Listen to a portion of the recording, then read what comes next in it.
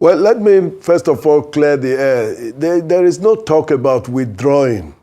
That is the impression they want to give people.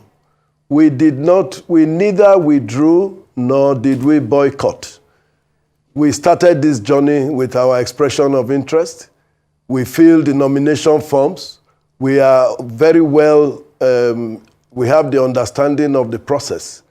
And it is that process which has been hijacked by some elements, maybe influential elements, who have been given the responsibility to conduct this exercise, have compromised the exercise. And they are working in collusion with some major party officials and government officials, so to speak, in Edo.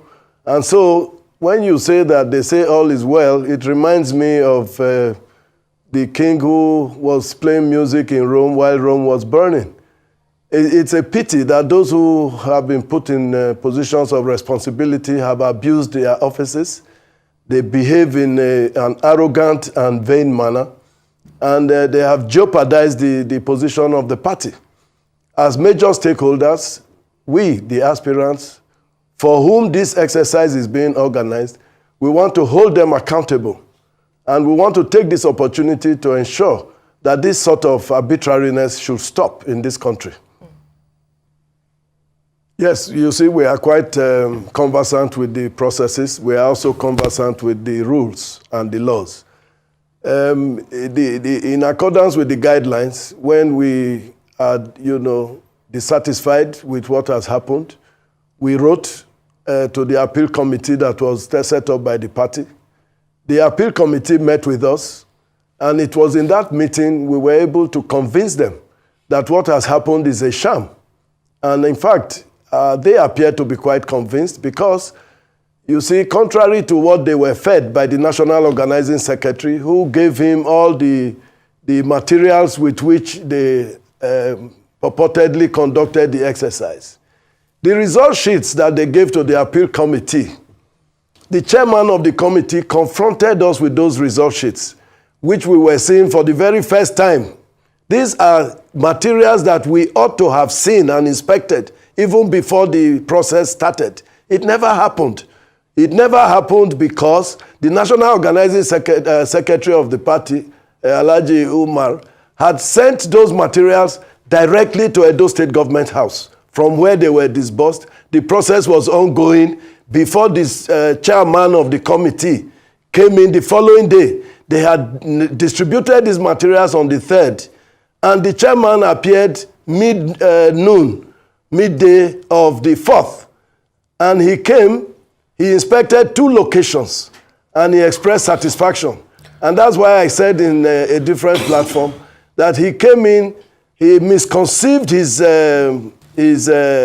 assignment.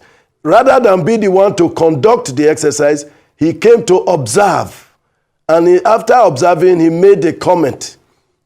But he forgot that it was his responsibility to meet with us even before the process started. It was his responsibility to deploy the officers that were given to him to work with.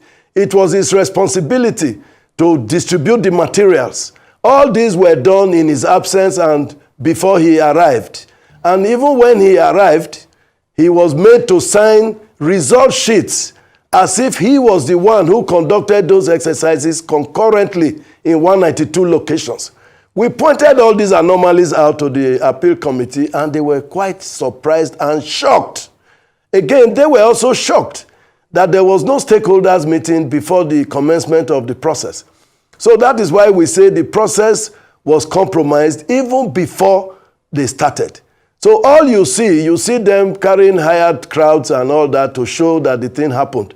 Now, what is evident is that in spite of all that crowd that they have hired, who may not be members of our party, they themselves, in their perfidy, could not generate the confidence to allow the officials take the result sheets to the locations where those elections were purported to have taken place. Those result sheets were in Benin. They were filled in Benin by His Excellency Peter Mba and one Pascal Adigwe. They were the ones who filled all the 192 result sheets, and they signed them. And they were shown to us.